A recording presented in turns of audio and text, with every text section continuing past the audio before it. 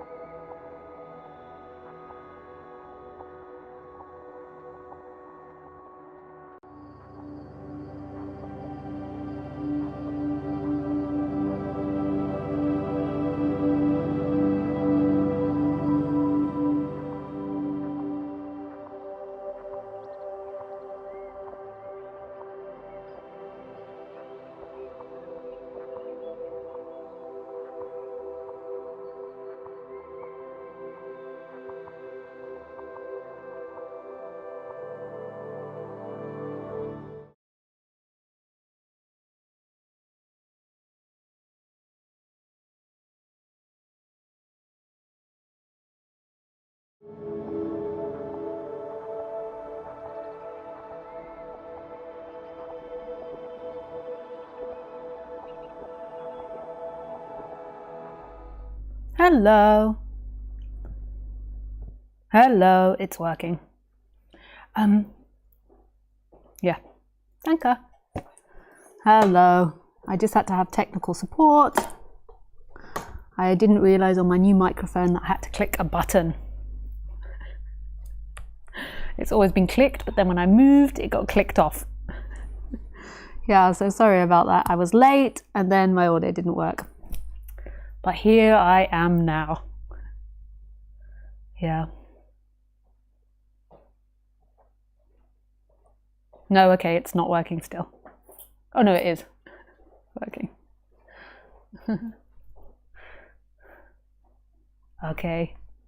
Yeah, it's always so confusing when I have technical issues and then to come back. Okay, now we're talking about non-duality. I have to be, if you want to be a non-duality speaker now, you also have to be a tech whiz. That's just the way it is. Otherwise, you have to have people around you all the time doing all this stuff. I do have my partner that helps me, but apart from that, that's it. You know.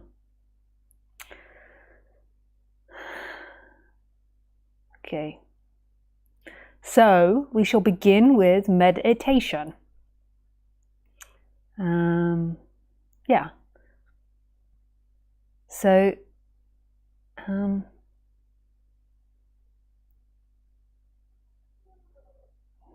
if you've never meditated before, then I will just give you some basic ideas of what to do.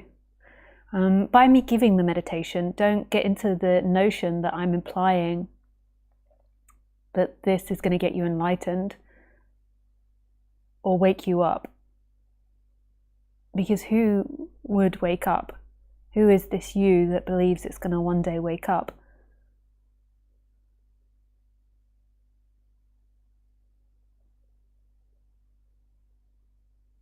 Who is this you?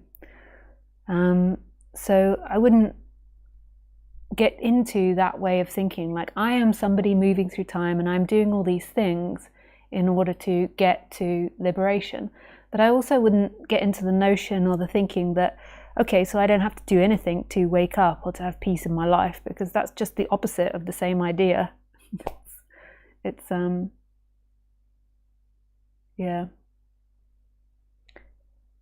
meditation to me helps settle the person down, and that is a very wise thing to do. That contains lots of wisdom. So often we come into this life and we become identified, and we don't have normally the most peaceful upbringings. So we get into negative ways of thinking, of being. So some people grow up in really wise environments, but often it's not, like we're carrying on these cycles of trauma, and normally there's not the wisdom in the family line of how to get out of that. So it's just passed on from generation, and behavioral difficulties and personality distortions. And so doing meditation or therapy of any of these things is really good to help the person become more rounded, more grounded, more settled, more healthy, and to have an easier life. If you don't do any of that, then you'll just be operating from the unconscious mind, and the unconscious mind will be driving the show. And normally our unconscious mind isn't so balanced. It can be, but often we've got self-destructive patterns in there, egocentric patterns in there, victimhood patterns, all types of things. So to me, working on the self is really important, but most people have the illusion that there is someone there to work on themselves, and that is illusory. Who is the person there that's working on themselves? There is urges and ideas that appear for working on yourself to happen, just like there's urges and ideas to appear to go to the toilet, or to feed your plants, or to walk your dog, or to cook dinner, or to grow plants in the garden. We have these thoughts and ideas, but the person always assumes that I'm doing it, so I'm meditating, I'm making that happen, that I am a singular entity. And when that's pointed out, it doesn't mean that you don't do things, that you don't work on yourself, because the self is kind of like a habit that's arising through this body. So it doesn't mean that you don't work on that habit, but it just doesn't imply that you are doing it. That's the added on idea because of our language and the way that everyone sees it, like me, I am doing it. Who is doing it? Yes. So when I give these instructions, it's like with an open heart.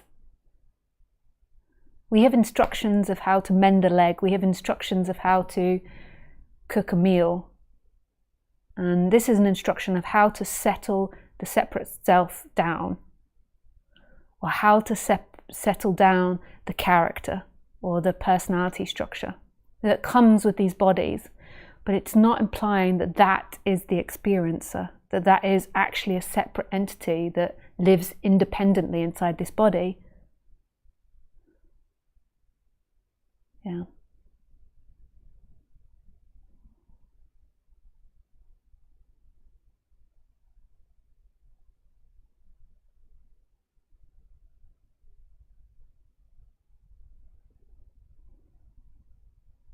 And also, meditation isn't for everybody. For some people, meditation disturbs them.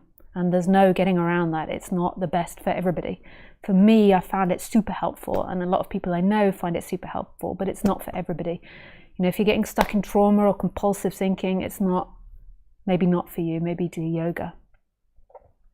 Yeah. But also meditation can be painful. So if you're experiencing pain, it doesn't mean, oh, that's not for me. Yeah.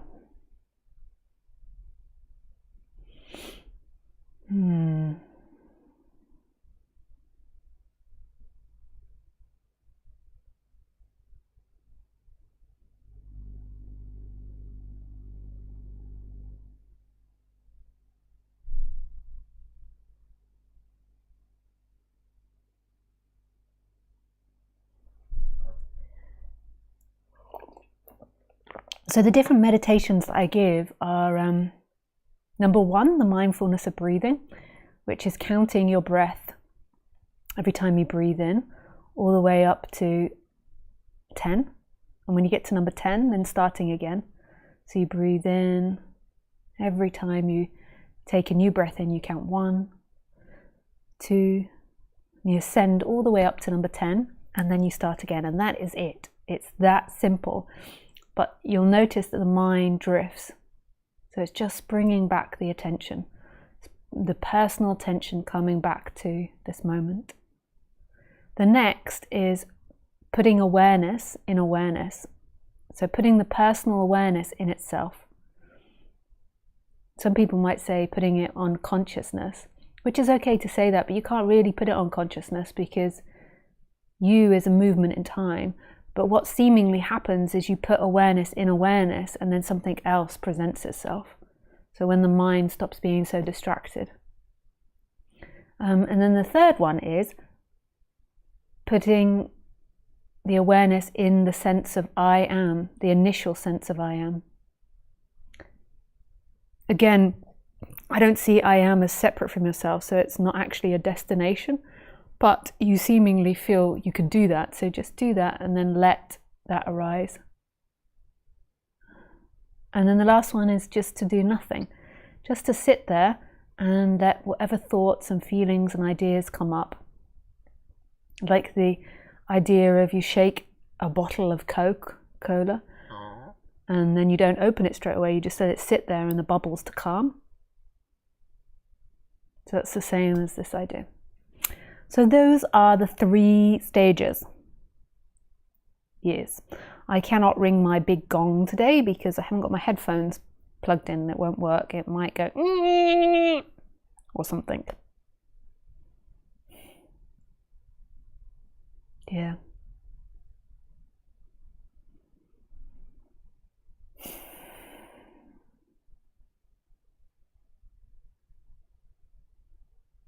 Okay, so let's begin. I will do the gong. Dong!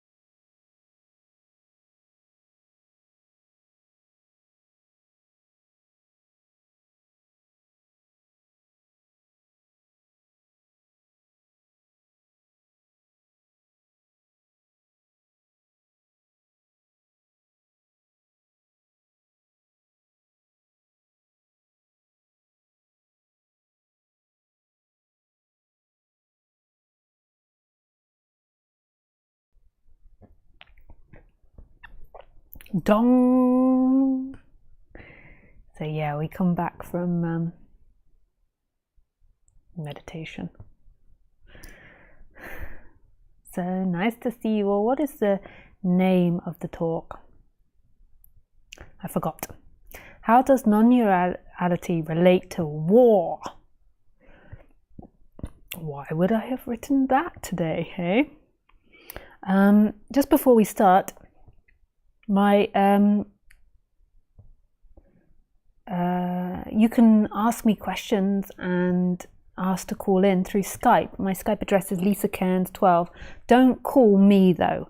I will call you. Just put call me if you want to call in, and I will call you when I'm ready. Do not call me.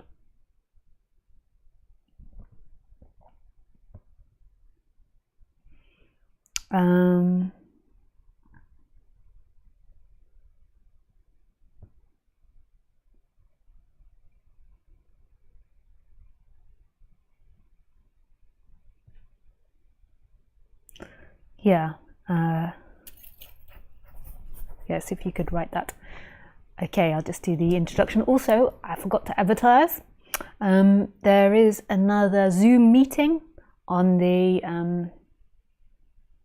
I think it's the 23rd of March. You can go to my website and you can find it under session/Zoom meetings, I think.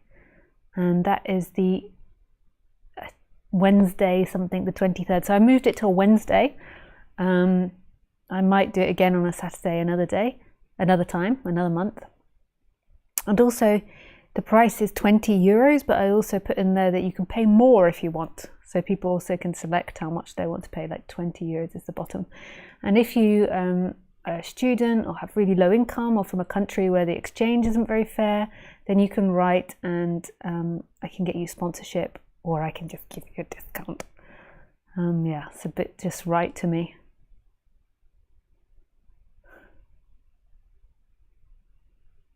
Yeah. So the reason that I put that on there today about war was because of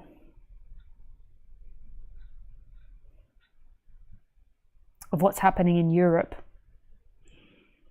this week, which is so sad.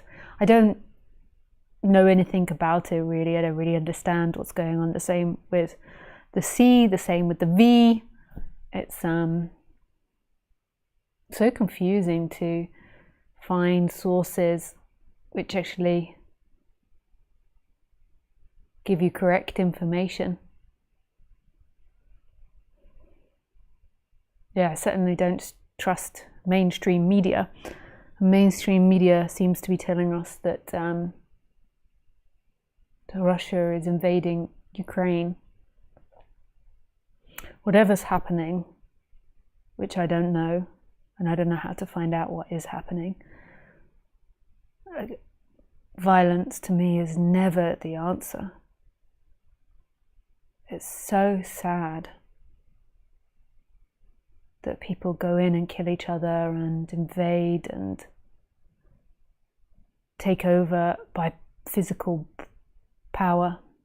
I know it's something that we've done throughout our history as humans, but it's so sad to see and to hear, and I'm so sorry for anybody that is in that situation. It's so sad. So what's the perspective of non-duality on war? So first of all, I think we need to decipher what non-duality is. So I shall begin with what non-duality is. So when we are born, we believe that's when we begin, when we're born, when we pop out of the mother's vagina. I'm sure that's going to get me flagged for just saying vagina. Yeah. Yeah, so when we pop out of the woman's private parts, we tend to think that that's when we began to exist. That's when this body began to exist. or maybe the body, you could say, began to exist when the mum and dad bonked and the egg was fertilized.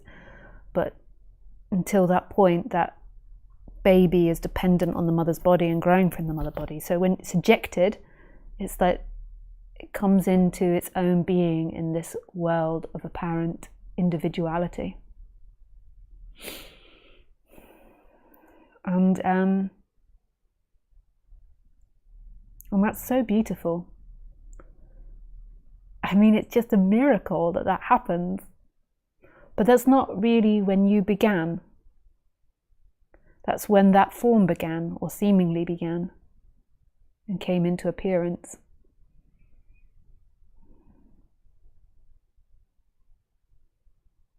So you could say it's like Lego. So say if you're building a Lego construction, you have all the pieces to the Lego prior to making the construction. And then when you put it together, you make the construction out of one of the, and part of it is creating a little Lego person. And you put all these bits together and then there's suddenly a Lego person. And that's when that apparent Lego person began. So that could be the birth of them, but it's not when the Lego began. The Lego began prior to that. And that's the same as life. In both ways, as consciousness and as atoms. If you take it down to our smallest parts, like beyond atoms, to quarks, or to the smallest particle that we can find, you is not when they began. It's very egotistical. I am the beginning of something. You is another formation. And then from the perspective of consciousness, it's the same. Because from the perspective of consciousness, consciousness always is. It's inseparable from life. It is the knowing of all things. So this life instantaneously comes with this knowing. So right here, this knowing, like boom, boom, boom, boom, boom, boom, right here. There's no denying it. There is a knowing here, not an intellectual knowing. That comes and goes, and we change our mind all the time, and our intellect is expanding and growing and learning more things. But from the perspective of perception, this knowing, this instantaneous recognition, that always is. In order for there to be things, there has to be recognition. So again, we go back to that quote that I said last week that's stuck in my brain. If the tree in the forest falls and there's no one around to hear it, does it make a sound? Like, does this exist if there is no perception? Well, of course it does, Lisa. It's still here. It's matter. If there's no perception, of course it's here. It's here. But who perceives it? So how can it exist? Well, it's here without anybody perceiving it, so it doesn't exist. Well, yes, because it's here without anybody perceiving it. Round and round we go. Round and round we go. Round and round we go.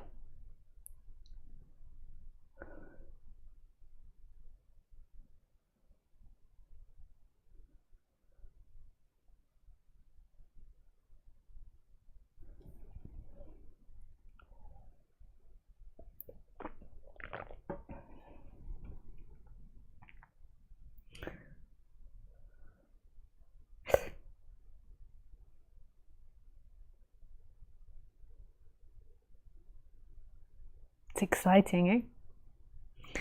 So there is this perception that happens instantaneously and always is, and that's there prior to you being born. The world doesn't start when you are born, even though the person is like, yes, it does, I'm the center of the world. That's like a 2-3-year-old way of thinking. It's not true. Life was there prior to it. And in the end, this life is so all-encompassing and miraculous.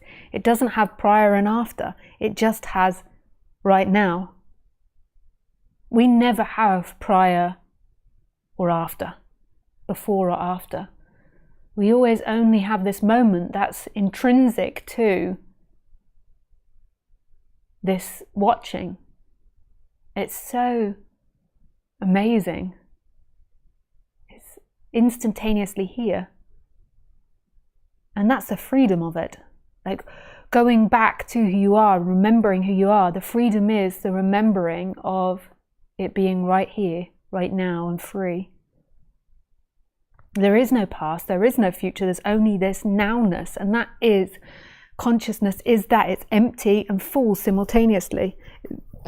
It doesn't contain past, or it doesn't run in the past and future, but that appears in it, the appearance of past and future. Like we exist in a world that's apparent cause and effect and time, but that's not the truth of it. That's just what us as humans use to navigate this miraculous, wondrous, undefinable thing called life.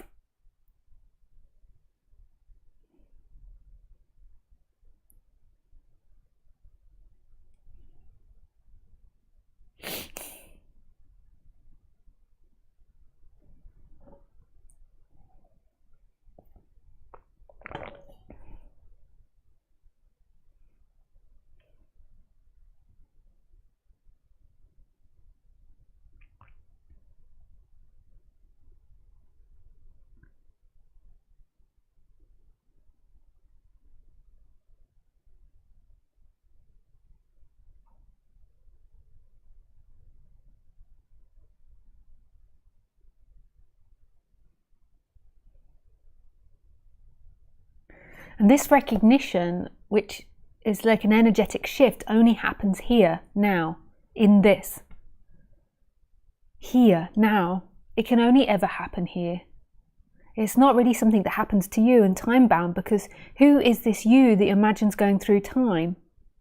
That's an appearance that we can attribute to the character of the body, but it's not who's experiencing. It's not the experiencer. The experiencer is timeless. It's instantaneous. It's free. It contains nothing. It's empty. And that is what's experiencing now. And it's not limited to the body. It's not finite. It is infinite. And yet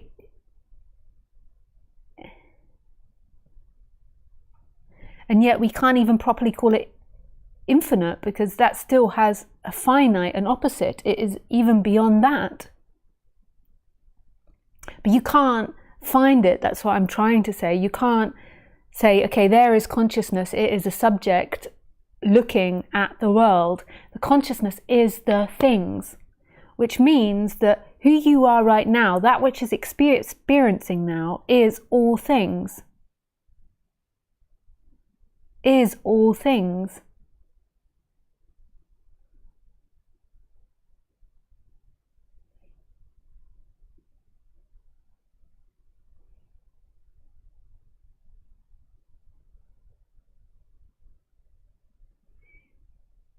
It's not separate. And that's the essence. And that's what all humans have forgotten, or 99.99999%. They've forgotten that who they are is the experiencer, which is life, which is non-separation, which is non-dual. And they believe that they are something finite called a soul, or a person that exists inside this body, and then they suffer because they lose connection with that which is free. And then they try to find that freedom in pleasure and pain. So then they become like one of those hamsters running around in the ball, like trying to find freedom in pleasure and avoiding pain, which is an impossibility.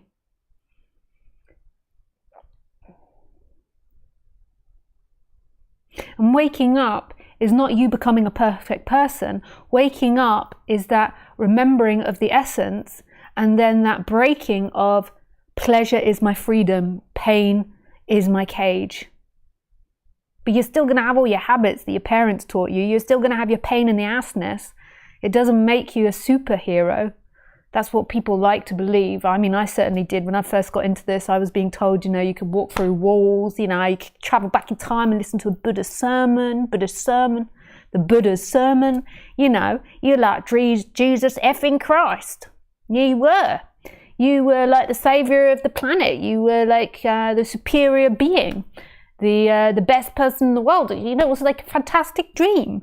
And then, boop, You realize it's not that. You're still your same freaking pain in the ass human who has great qualities and can be a real stickler at points. But there isn't this attachment to pleasure is freedom and pain is cage. That is your illusion. Your freedom is always this moment. Doesn't mean that you don't like 5-star hotels as opposed to, you know, living with cockroaches and rats and mold. It's just that the 5-star doesn't give you freedom, and the rats and the mold, the cockroaches don't give you a cage. That's pain and pleasure. That is painful, that is pleasurable, although 5-star hotels can be painful too.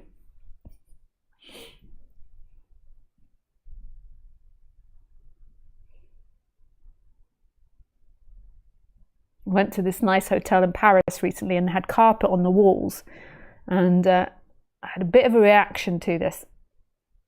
My hay fever has been really good since I've been doing the Wim Hof, but I was like, my nose was streaming, and I think it's because there's most probably dust mites in the carpets on the walls, but it's super posh. Having carpets on the walls in England is really, you know, up there with the poshness. But that was so much. Everything was carpeted. Maybe the ceiling wasn't.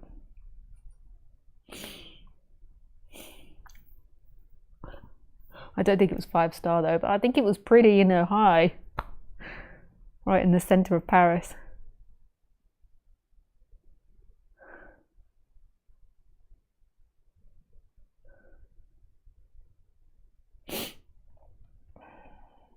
So freedom is this uncontainable moment, this instantaneousness of what is. It is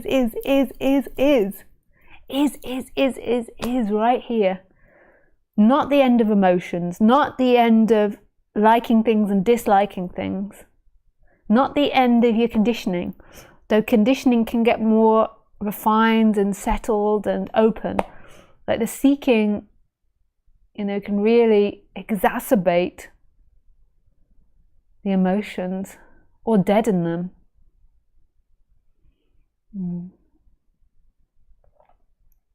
So then what's non-duality's relationship to war? So in the end, this moment doesn't care if it's at peace or war, not because it doesn't care like we imagine it as humans, like, oh, I don't care if that person's at war, F them. Not like that. In the sense that it can't care. Consciousness can't care. It can't not care or carry, actually. It can't have emotions. Emotions can be produced in the human, but non-duality, which is all things, can't have one particular emotion, because then it would be subject-object again. It creates all different emotions, but intrinsically in itself, it's non-dual. It's not two, so it wouldn't have an emotion about something. So to life, like, so there can be bombing. I actually was in a situation when I was younger where I worked in the West Bank, and I experienced like rubber gunfire, and I actually experienced gunfire that wasn't rubber as well, and like explosions, like all types of things. It wasn't a war zone, but there was lots of conflict between the Israeli army and the Palestinian people.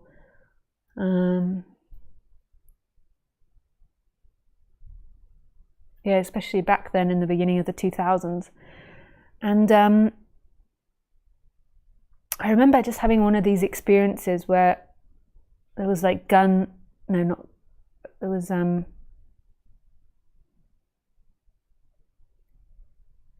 what's that called? Tear gas being set off.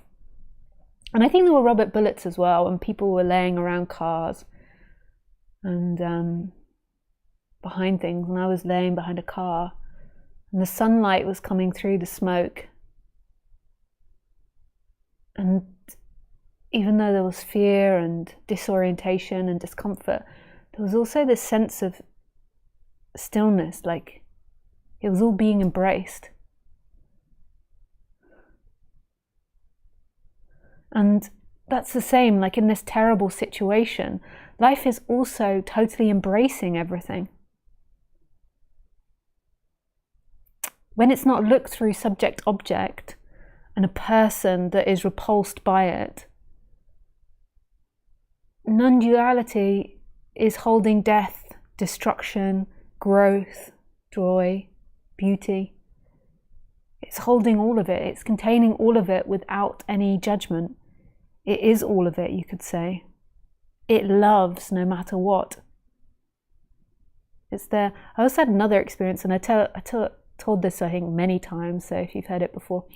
Like, I remember after this awakening, like coming across a dog that was dying in Bali, and it was hairs falling out, and it was skinny, and it was in all types of pain. And I was having one of these experiences where I was so expanded I couldn't connect to any humanness in Lisa, which isn't practical. You can't really function like that. But I just looked at it, and I just had such a sense of how it was embraced in absolute love. In essence, like God is holding every part of it. Like, so the human normally projects onto it, the suffering, the pain, the alienation, the loneliness. And that's not a problem, that's part of being human. But from the perspective of life, like God was in every movement, and there was no aloneness, there was no negativity, it was just held in love. Yeah.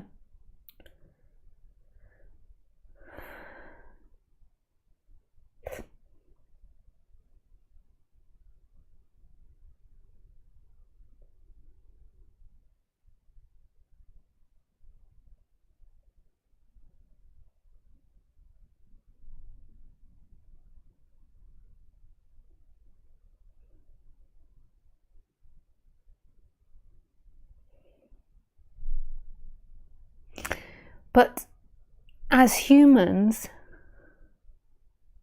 so this consciousness looks through humans, and then the human has feelings. And from a human perspective,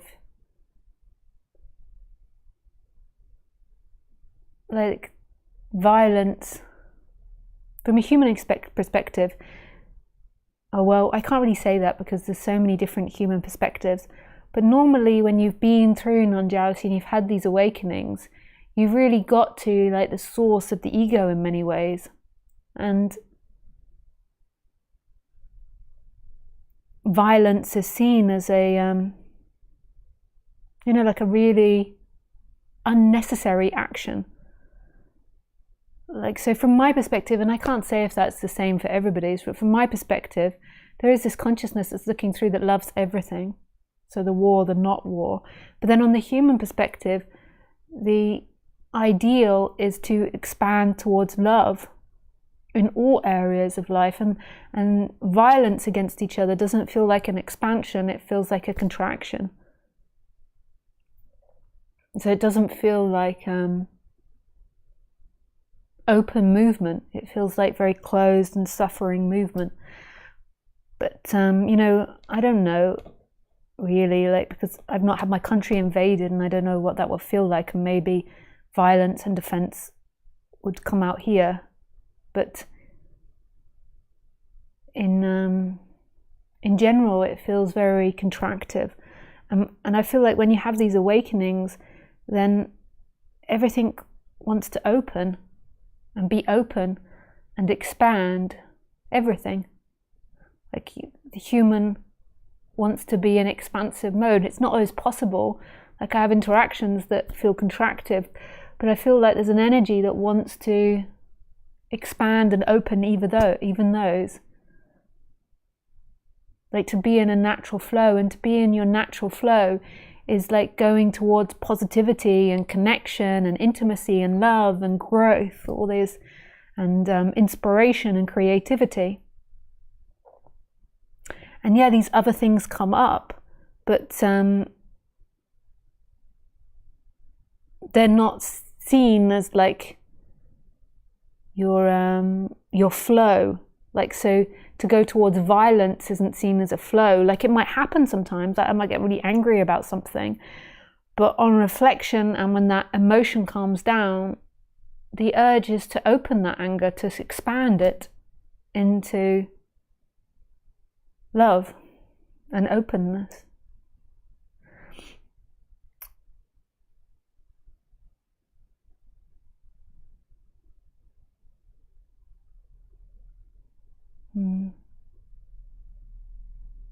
Yeah. I don't always know if I make sense, but you can ask questions now, and then I can get a sense of what's making sense and not making sense. If you want to call in, please call me. Don't actually call without me calling you. Or you can write a question as well. Yeah. Hey, Carola. Yeah, thank you for the warning about the microphone. That's so helpful. If it wasn't for people doing that, I wouldn't realise. Hi, Thomas. Hi, Nick.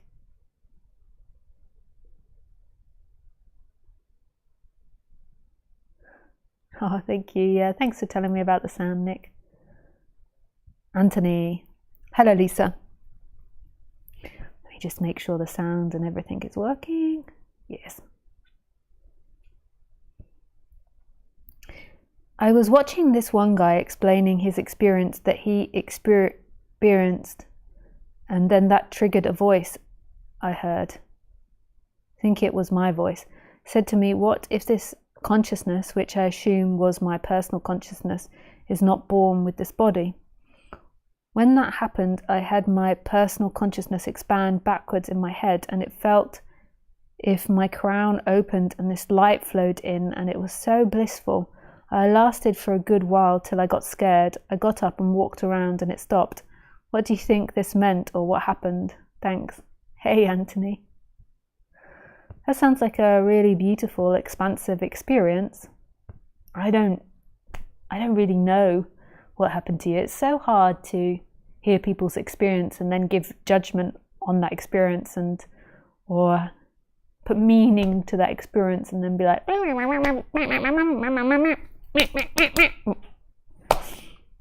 yeah. I ultimately don't know. It sounds like there was some sort of Kundalini awakening and energetic movement happening in you, like an expansion. That's what it sounds like, but I don't know. But yeah, what joy. So that now there is some form of intellectual knowing about that, and there's some sort of feeling towards that. And so then when the speaker speaks, then there is maybe an ability to connect that with something that the speaker speaks about and connect it to future experiences. But notice, if it was blissful or pleasurable, the mind will then go and like want to attach to it and hold on to it and suck it in to be theirs. So just notice that that's what happens. Whenever there's pleasure, the mind is like,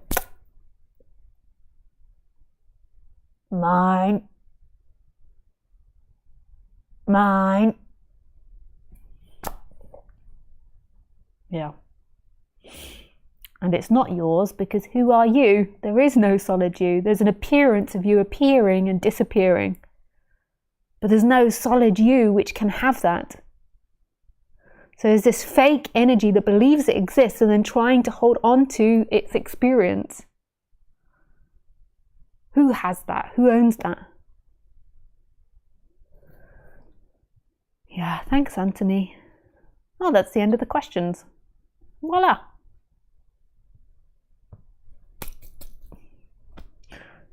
Did very well. Ended the questions already. Or maybe the beginning of the talk was so riveting that I've propelled people into silence. That's also another.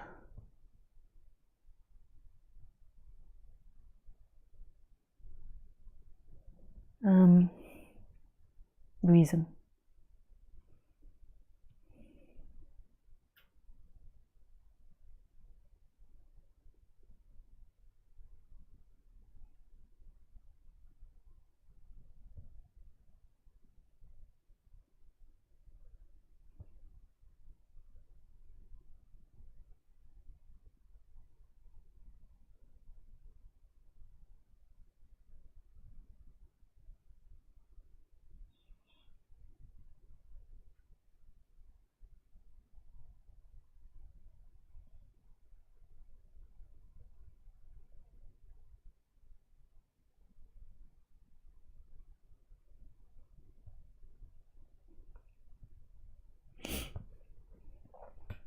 Anthony says, thank you.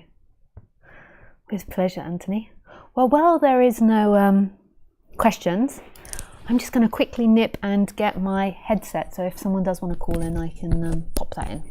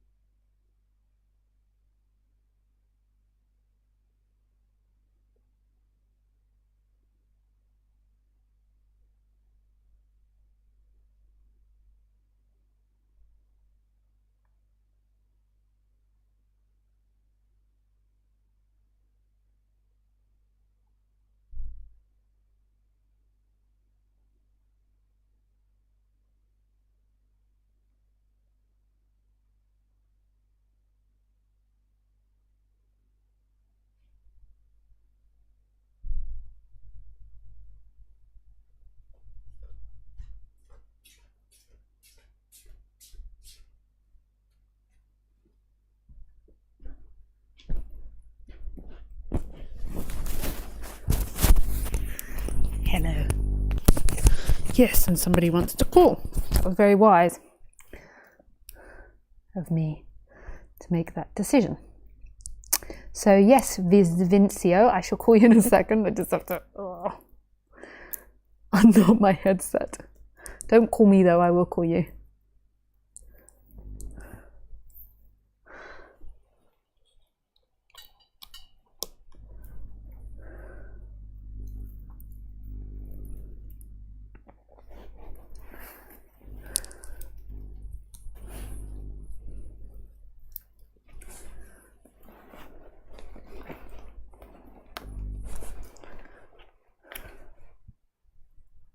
Yes.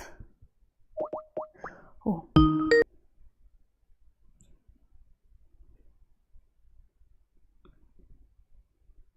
Hi, hello. Hello. Hello. Hey, hello, hi. Hey. How can I help you today or not help you? So I actually called because, uh, oh, sorry.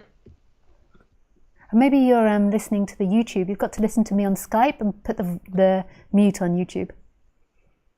Yeah, I forgot, sorry. Yeah, that's okay. So I actually called because I was afraid to call, and I usually follow my fears, so whenever I'm conscious of them, so Okay. yeah, I You tried. you follow your fears. How come you follow your fears? Well, because I have to, I guess, surpass them. Yeah, okay. Like, Nice. Yeah. Yeah. No, that's good because it's because sometimes if we keep avoiding fears, and the fears get worse and worse and worse and worse. No, that's not always the case. Sometimes it can be too traumatic to confront our fears. There's no one glove fits all. yeah, no one glove. So, oh, That's well, okay. You don't have to say anything if you don't have anything to say. You can just sit and feel the fear if you feel to.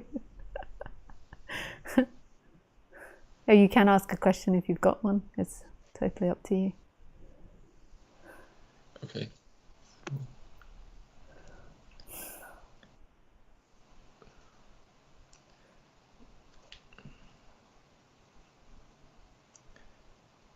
So I'm not separate from anything. Nothing. Nothing. Not you as a person, though. So we've got to be clear about what this you is. So, so not you as an object. So when I say person, I mean like thoughts, feeling, body, ideas, emotions, experiences, judgments, sensations. sight, smell, hearing. Not you as that. That's all subject, object. But you as that which has no location, cannot be found, but yet always is.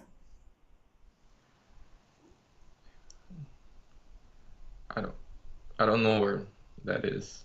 Yeah.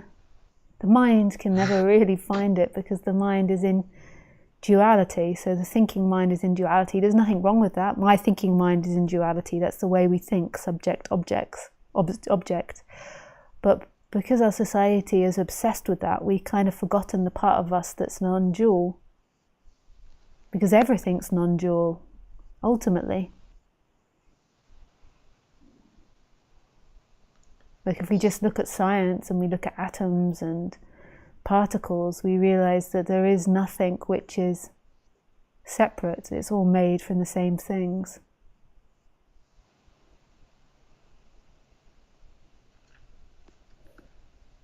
Yeah.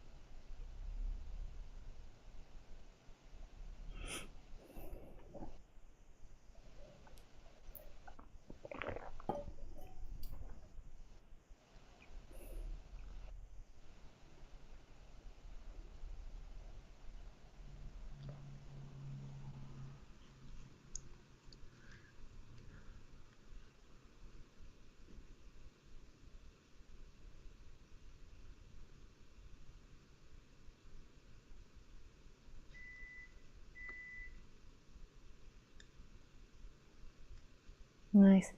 Well, maybe I move on to someone else, but it's really lovely being in silence with you. I enjoyed that. Yeah. Yeah. Sorry, I tried to speak, but I couldn't find anything. Oh, you don't need to speak. That's beautiful. Silence is wonderful. We so underappreciate it in our society, and I love it when people have the ability to just slip into silence in amongst conversation. Yeah. Oh, I tried to speak, but I couldn't. Okay. Accidental silence then. Yeah, accidental silence. Nice. Yeah, thank you for calling. Lots of love to you. Thank you. Bye. Bye.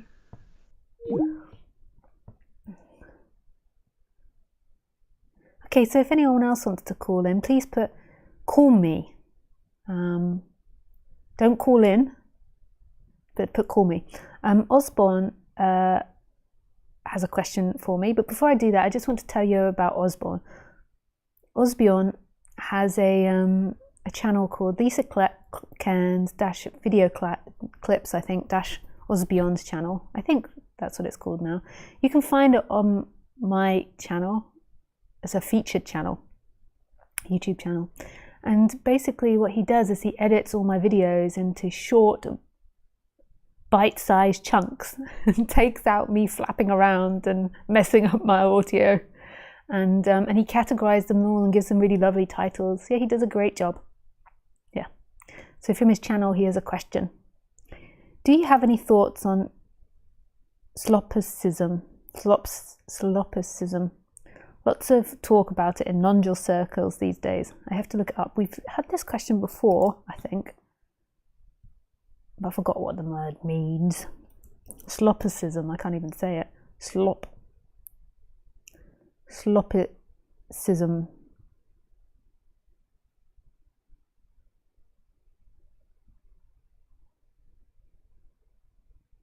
The view or theory that the self is all that can be known to exist, the quality of being self-centered. What is a solipsistic person? In solipsistic position, a person only believes their mind or self is sure to exist. Individuals experience solipsism syndrome feel reality is not real in the sense of being external to their own minds. The syndrome is characterized by feelings of loneliness, detachment, and indifference to the outside world. Well, that's certainly not the same, because if non-duality is giving you that feeling, then that isn't the expansive feeling that I'm talking about. The waking up is love. Like non-duality is love. And that sounds like something that's happening to a person, in a person. So the person's believing that.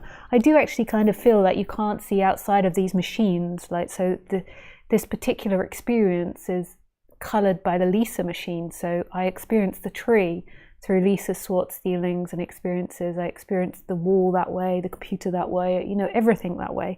So it's coloured by Lisa's experience.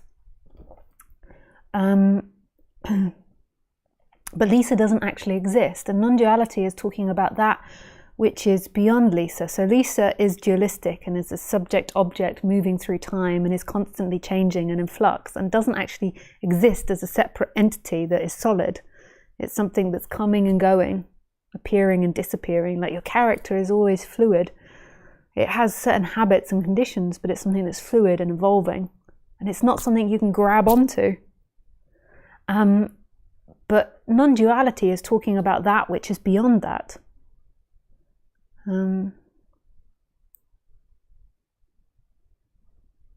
Which is bigger than that, which is love.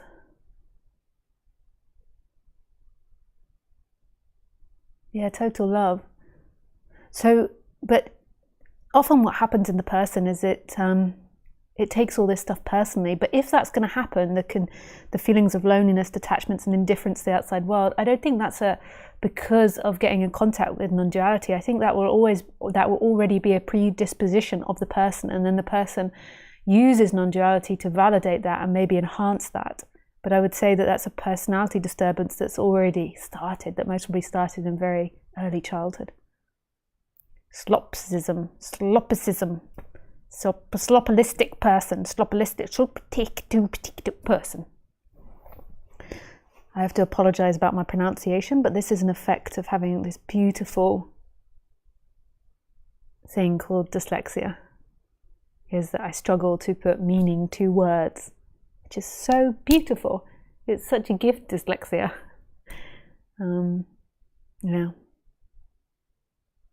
And I struggle with memory and reading and writing because my mind can't hold on to words in the same manner. Yeah.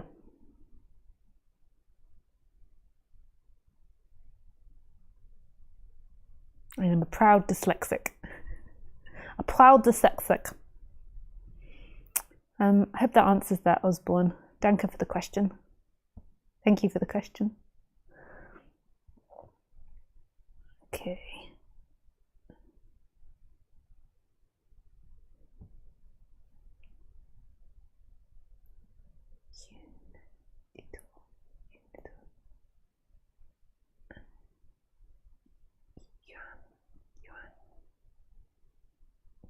Yanato? Oh, I've forgotten how to pronounce your name. I know you taught me one time, but I've forgotten again. Yanato. Hi, Lisa. It's specifically healing to sit by a tree in comparison to just nature in general. Is it specifically healing to sit by a tree in comparison to just nature in general? TY. Oh, thank you. I like trees, but who knows? Maybe it's different for everyone in nature. Maybe some people find cities healing. We're all so different. Electricity plants. Has anyone ever gone and meditated next to an electricity plant? Bzz, bzz. I love sitting by trees. I find them deeply grounding and beautiful. But that's what's so wonderful about being human. We're all so freaking unique. Hey Joan. Hi Lisa. I noticed that I have this tendency to believe that because it is everything and there is no me, non-duality, it somehow is wrong to follow my flow and to create a life for myself that feels good for me. Is that a mistake? Oh, if that makes sense. Is that a mistake? If that makes sense. Sorry, Joan. Hi, Joan. Yeah. On the human level, I wouldn't say it's a mistake, but on the human level, there is something not flowing there, because that's how the human works, is to follow its flow. So you could say we have these wants or these needs or whatever you call them manifest in the body. So the want to create a life, the want to be creative, the want to find a mate, the want to have children, the want to be in beauty, the want to, like all these mysterious wants, to go to the toilet, to eat food, to eat healthily, to do exercise. We have these wants, and they are expansive. So when we're really in tune with our wants, they feel expansive. Yeah, and beautiful.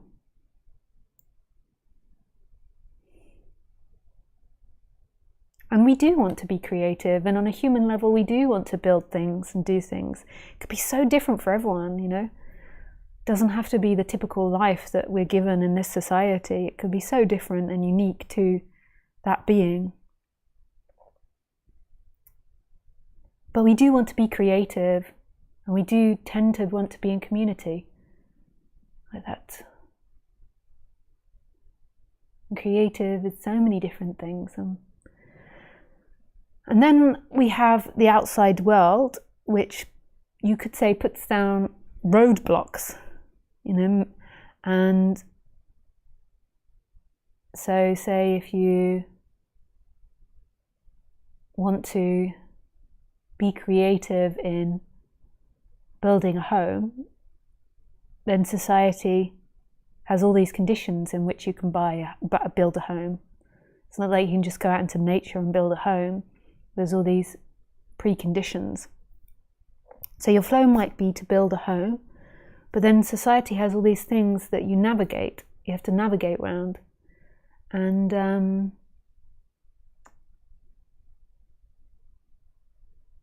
then they create other feelings, like more secondary feelings on top of that.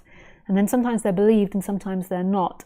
So there could be like frustration or sadness or excitement in response to these different roadblocks that come from the outside world.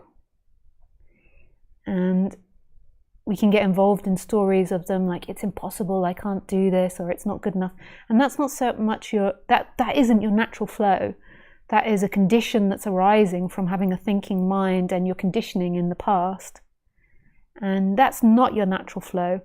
But often your natural flow and those conditioned responses get entangled, and then you can't decipher your natural flow.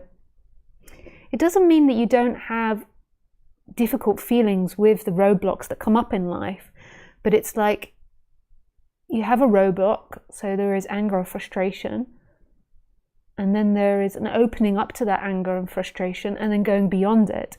But often we don't do that. It just gets all entangled into this knot, and then we begin to not be able to decipher our wants and needs, and then that makes us feel depressed or uncomfortable or down. Our body feels sore.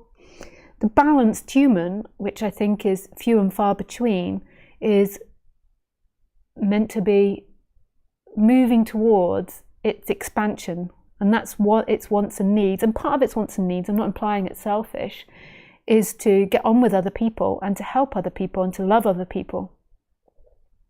That's part of what it wants. That's part of what's beautiful about being human. We are community animals. But I would say most people don't even know what it is they want. And I don't mean want from a seeking energy of like that energy where there's separation, where you're seeking to get freedom from a want and need. I mean just your natural flow, which feels like love. Like, so when you think about something you want, and if you're not too cut off from it, it feels expansive. It feels very loving.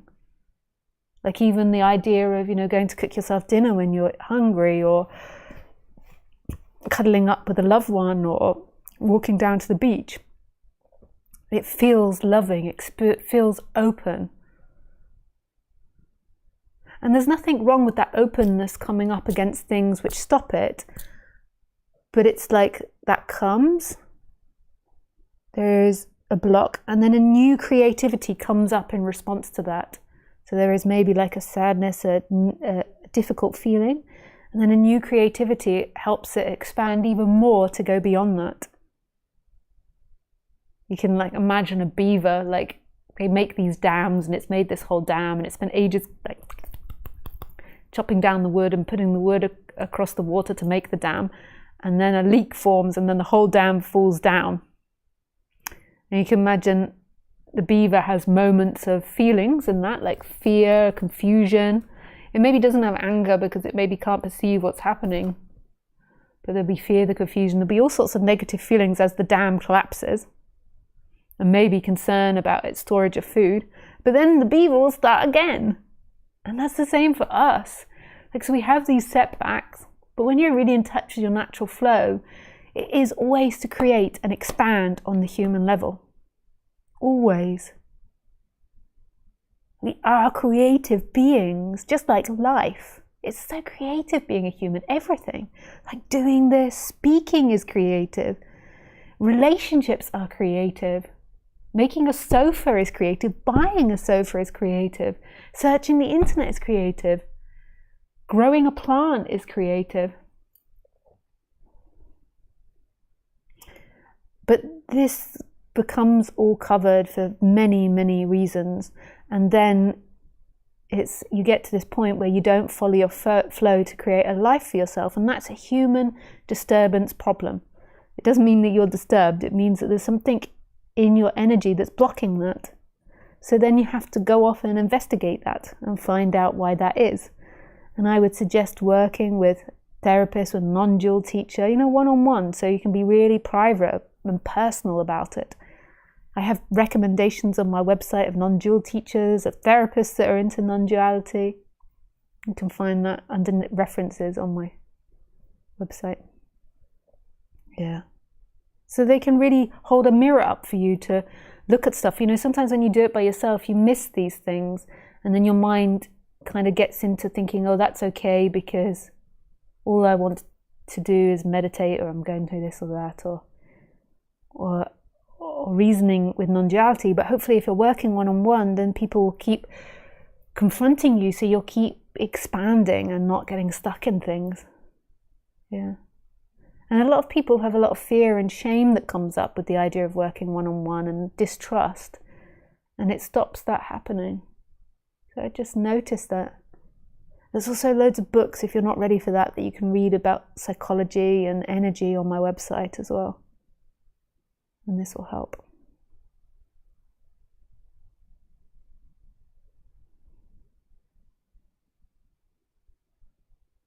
Yeah. I hope that makes sense and wasn't too confusing. Thanks, Joan, for your question. So if you want to call in, call me. Hi, Lisa. A war, who is killing who? Who is going to push the button to launch, I presume not laugh, a nuclear weapon, launch a nuclear weapon? To me, it doesn't matter if it's unconscious or conscious. To me, it's a disaster. Thanks.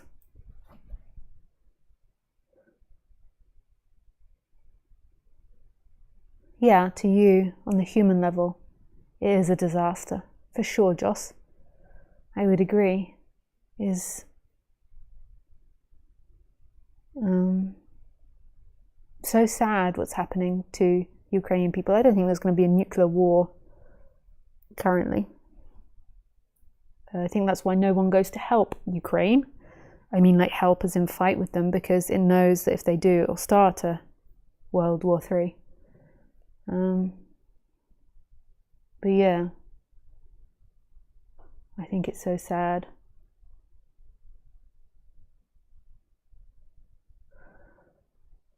But to the ultimate perspective, it's not. So there's a part in you where that's free, where everything's free. But on the human level, it's a tragedy. I agree. Thanks, Joss. Hi, Eric. Hi, Lisa. I'd love to call you today if possible. Yes, Eric. Let me get my plugs in. Yeah, let me get my plugs. Hang on, just let me turn the volume off to my... I had a request not to have that. Boom, boom, boom, boom, boom. Oops.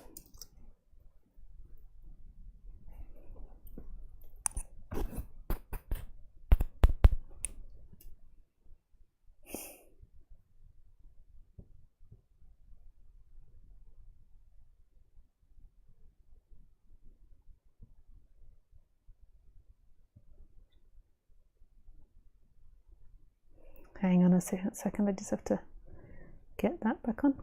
Hey, Eric. Hi. Hey, sorry about that. I have to turn the sound off, and I can never really always see simultaneously if you've answered or not, with the other screens open. Right. Nice. Well, How are you today? I'm doing fine. Yeah. Yeah, I mean, I didn't call to talk about the war, but it's hard not to mention um, human level tragedy as you described it. Mm. Uh, but I really came with a specific observation, Mm. which is that it appears that the question or the seeking stopped here for a dissolution of the me or to attain anything. Um, and it seems that there's a felt sense that there's nothing to gain and no one for whom there could be any gain. Um, and that at the same time, there's still everything arises as it had. So same wheel of like emotions of comfort or relative discomfort will arise day by day. And everything is just same, except for there isn't this expectation that I should elevate how I am or that the process is a process or that anything could be altered. And I just find it, well, I don't know. I guess I'll just stop there. There's just uh, a dissolution of the question, but everything remains as it was. And And what was your purpose, like, of phoning in? What is it you want? um, Confirmation, or no, just to express it? I guess just a curiosity, like non-duality live. I still love to phone in and just kind of be with that energy. And for a while there was a question as to why I do that, but at this point Oh it's yeah, just no, happened. that's okay. But like, but with that description, like, what is it that the human wants on the human level, not from the non-dual perspective, but on the human level, like, what is it you want right now from me? I That's guess not a uh, confrontation or me being negative towards you. It's just to try to unveil something deeper and to expand even more together.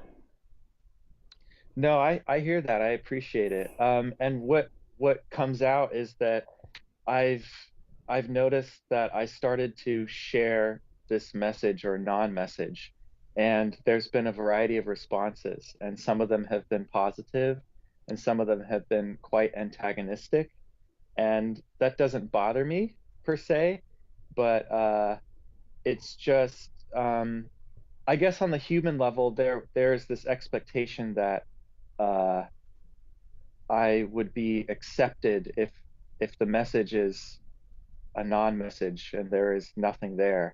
But Mm, there is a variety of responses, including anger. So mm. yeah. And so, and what is it that, and so there is, so in saying that, so what is it again that you would like from me now? Like for me to comment on that, or for me to like give I my guess perspective on that, or what I think on that? I guess if you look back on how things kind of progressed for you, the person, was there a space of like expanding clarity with the message, and then how did people respond to you, and did it matter? I think you're. Did I you think you're. find? I think so. So it's not. I'm not asking you what the question is. Like what I'm asking you is, what is it like? So in your body, what is it that you want right now? Um, I think I feel that I truly want to recede into a nothing, and I notice that there's still a sense of a something, and I want like this dam to break or something like that. Yeah. Where do you feel that? Well, it's I suppose there's a subtle sense in my chest. Mm, Yeah, mm, it's just like a little electricity hovering mm. there. It's light. It's not overwhelming, Yeah. but it's Mm, awaiting. There's still a slight sense of awaiting. mm, mm. Yeah. So that's what's happening. So there is this like no selfness, this freedom, this expansion, which you feel, which you express that you're like has become more so. So there is that, the freedom, this emptiness that's all around, that's in all things, this no thingness that's experiencing, this empty looking, whatever we call it. And then in that, there is this body appearing, and the body has all types of sensations. And then in the heart, there is a slight yearning to go in even deeper to that, or to break into that. And maybe there's a sense of like not victim, but a sense of like not having got something, like a sadness that has not got something. I don't know. I'm just saying that there's this feeling that happens, this energy that's happening in the chest. And that's totally okay to have that. So the mind tells the story, there's still somewhere I want to go, or there's something more I want to get, and that's totally okay too. And the whole time that's happening, there is this expansiveness. And then there's a story running, so there's this stillness, and then there's a story and a feeling running. And it's holding that, and it will break, and it will happen when it happens. And in a way, you could say it's happening instantaneously. And just that honesty and that vulnerability when you got to what it is you want is so beautiful. Like that's how these human instruments operate, is what is it I want now? I'm not even sure if there is a true want, that you want the end of you, or you want to arrive at non-duality. There might Right. even Well, be something deeper in that. Like you might want like unconditioned love, which goes back to childhood on the human level. And then there is this unconditioned love. And it's okay to have both these things playing simultaneously.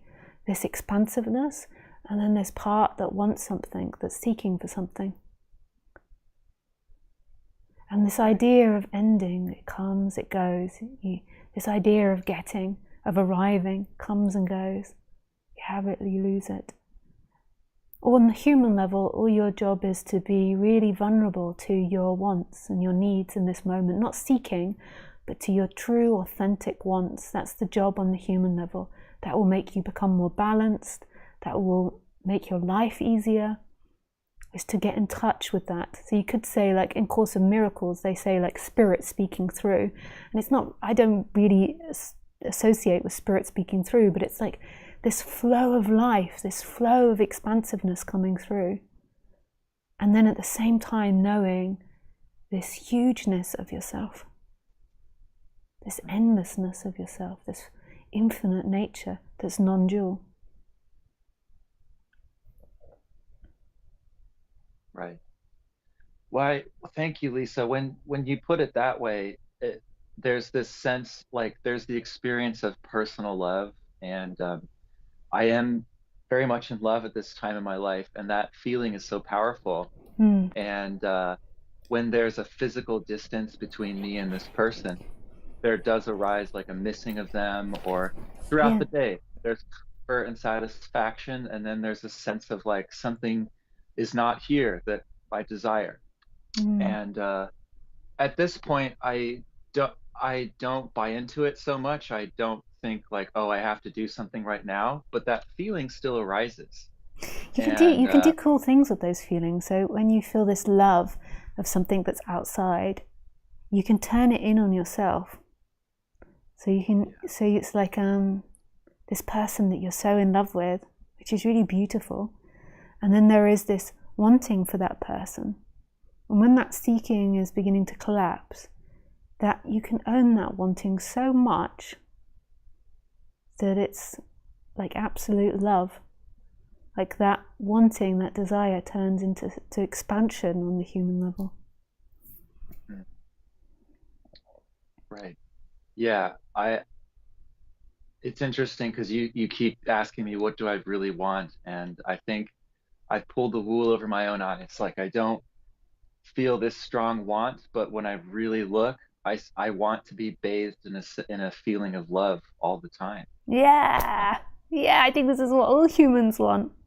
The unconditioned love. It's your essence, but also on the human level, it does play out, like in the sense that you can feel more or less loved by somebody, and then the mind can get confused, and then there can also be the injury in childhood where there wasn't this unconditional love, so there is this trauma around it as well. It's so fascinating, all of that.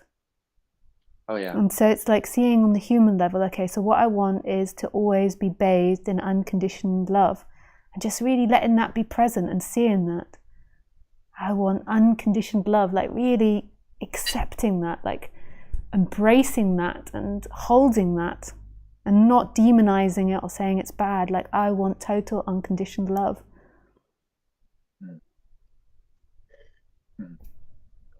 You can explore it as well, when you didn't get it, and when it becomes painful, like you can explore the painful side of it. Right.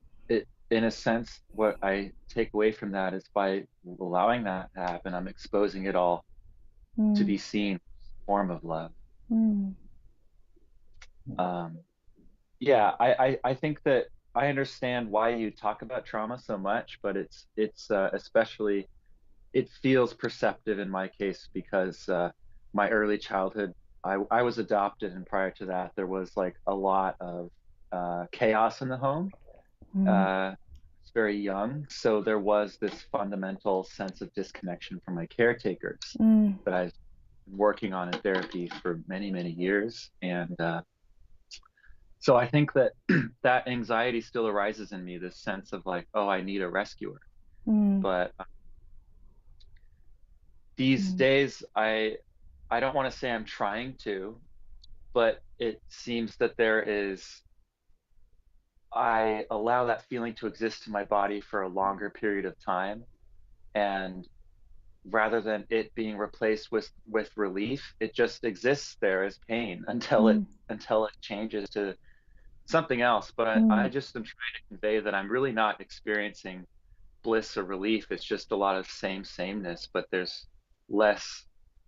I'm not punishing myself for it, I guess, so much. Yeah, totally. That's beautiful. And then at the same time, there's another part of you that's waking up to something else. So that which is beyond the trauma, that which is beyond the one that wants the unconditional love. There is that love which is embracing everything all the time, in good and bad, in pain and pleasure. Right. Yes, it's interesting because there's no embracing or not embracing happening. It's just there's already the embrace present Mm, mm, prior, mm. like Totally, yeah. Yeah, because everything just it yeah, it is it is what it is what it is, and that is like the unconditional love of just it being what it is. That's you know, um, yeah. I feel that, and at the same time, it's like we're allowed to have human anguish and wants, and Totally, yeah. totally. Yeah. Um, Yeah, Lisa, you're such a great presence on YouTube, and I'm so grateful that I could talk to you for Oh, just a yeah. little bit. Yeah, thanks, Eric. Thanks for your openness and honesty and really sharing yourself. I really appreciate that Yeah, too. Yeah. thanks for the encouragement. I appreciate it. Nice. Thanks, Eric. Bye. All right, take care. Bye.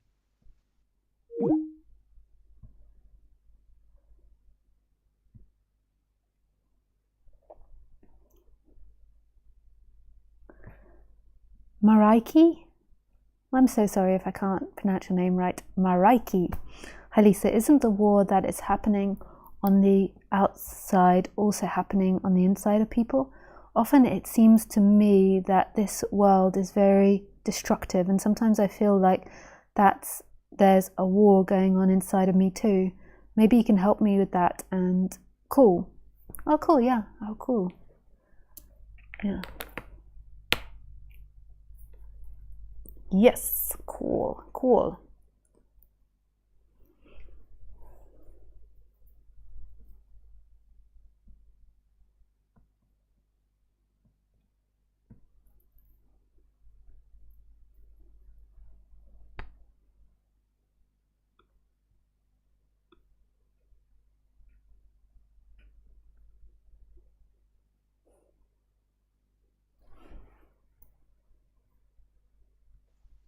Hello. Hi. Hey, yeah, thank you for your question. Yeah, thank you for calling. Yeah, pleasure. Yeah. I just have to go back to the question to remember what it is, even though I only read it a couple of moments ago. Oh, yeah, so do you mean this concept as in like law of attraction, that if there is war inside, then there will be war externally? Or did Yeah, I think so. yeah. Um, Yeah, to me the I movement, have a lot of yeah. something is very painful. Mm, I guess you can just feel it. I didn't have an easy life or so, so I have had many difficulties, and oftentimes I felt like yeah, like there was no hope mm, anymore. And then I had to find something, and then I started to work on myself, and um, I realized I'm a very creative person. I'm an artist, and I'm a musician actually. So oh, nice. I like to get lost in music, and then when I feel that, I feel good. Yeah, But yeah, my life seems sometimes so difficult that I just don't know what to yeah, do. yeah. Oh. Um, yeah, I can understand. I'm sorry that that happens, and it's it's indicative, you know, when you've had difficult experiences, then the unconscious can then can carry on producing difficult experiences, and there can be lots of emotions and suppressions that arise. So that's the nature of it. But back to the question about war. So, so if you have a war inside, like if that then manifests externally, that's such a complex question. I do feel like the way in which you see life, so the way in which your unconscious is creating your thoughts that are conscious, and creating your needs and wants that become conscious, then directs you in the way in which your unconscious feels.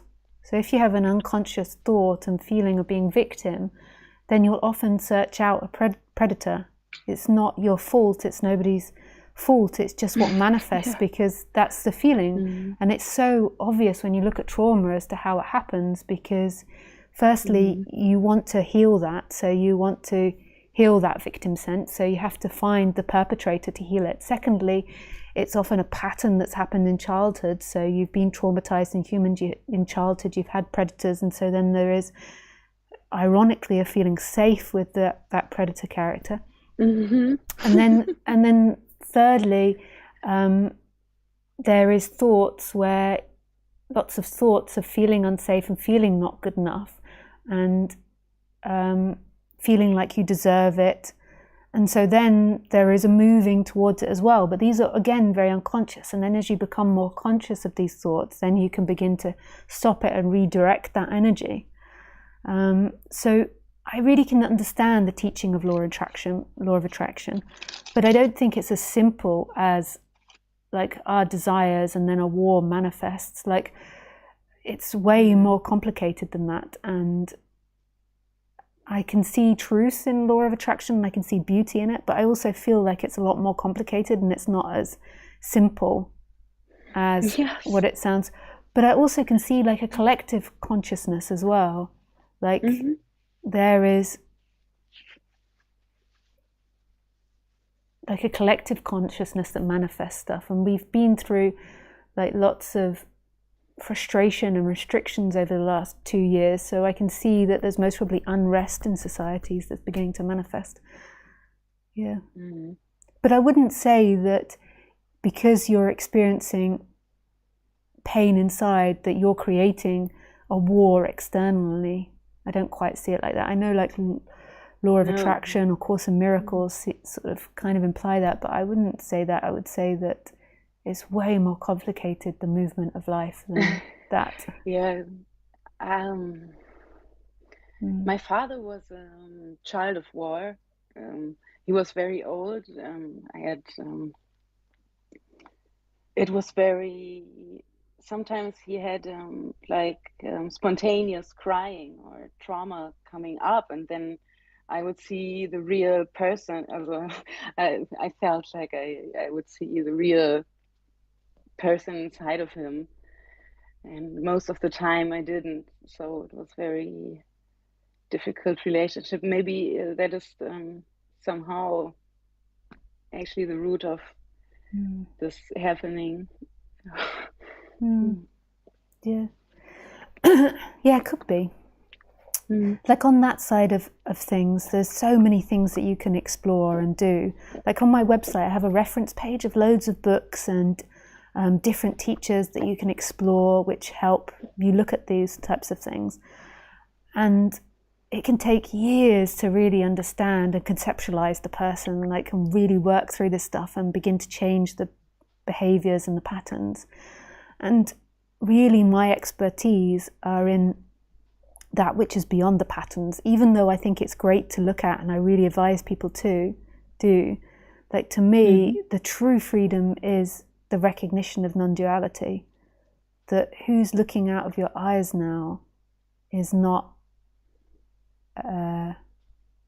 bound to duality. It's not a thought, a feeling, an idea, a name, a behavior, your past, your future, what you own, what you don't own, your education, your job, your marital status, your children. It's nothing to do with something in the flow. So there is a freedom now which is experiencing that's beyond all of that.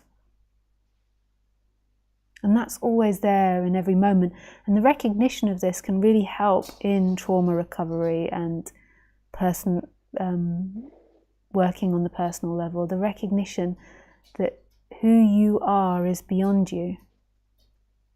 That which is experiencing now is totally free and expansive and in all things and no thing. It's not a person that recognizes this. It's not a mind that recognizes this. But yet it's recognized instantaneously because it is that which is conscious.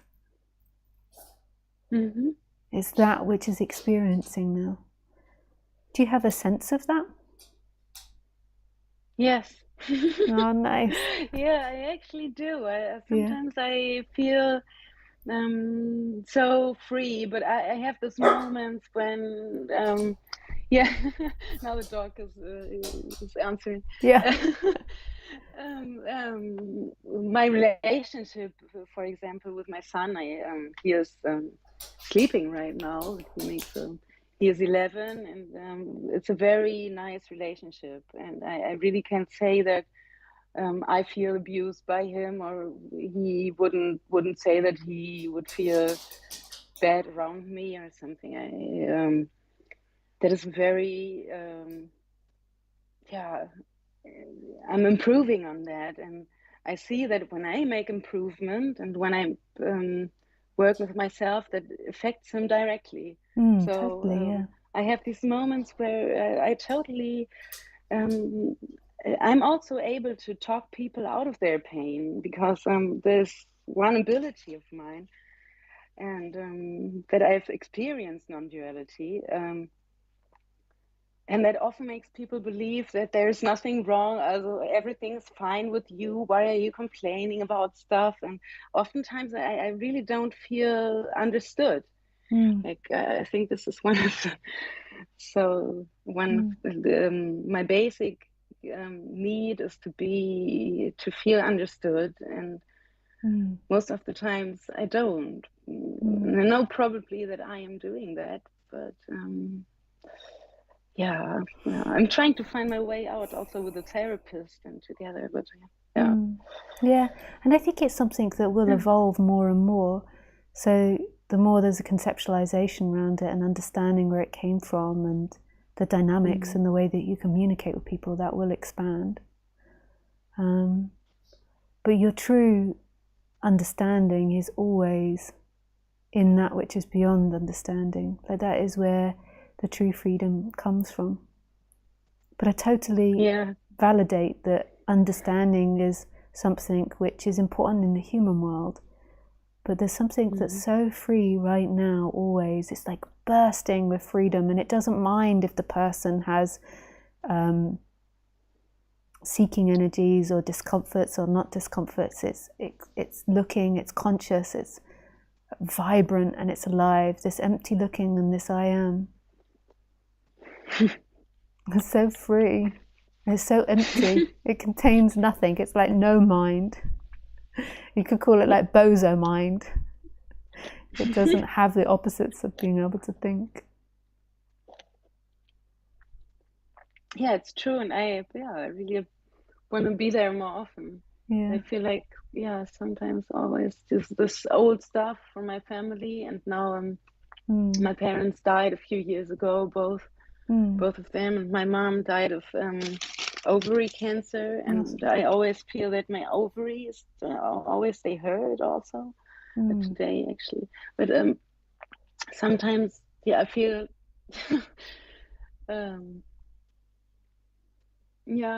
it's hard to break through this stuff. Yeah, totally.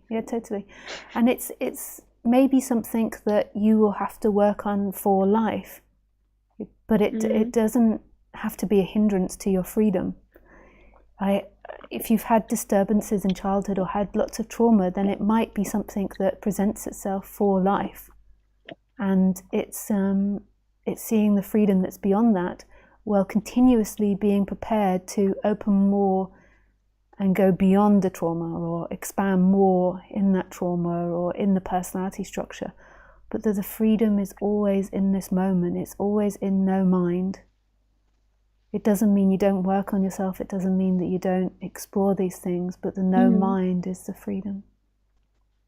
That's right. The stillness that is right here. The emptiness of all things. Because when I go too deep into those things, I start to feel really, really, really bad, and I don't think that is the right way to to deal with it. It can be important sometimes as part of the healing process, but it also can be getting stuck in traumas. Nice. But yeah, maybe that's enough today. I've been speaking for over 2 hours, but thank you so much for calling in. I so appreciate your openness and your vulnerability, and I wish you all the best with everything. Thank you. Yeah. Thank you for calling. Yeah, It was really pleasure. nice. Yeah, nice. Thank I you. feel it now. I feel it it's very easy feeling. Oh, nice. Thank you. Yeah, pleasure. Lots of love. Bye. Bye.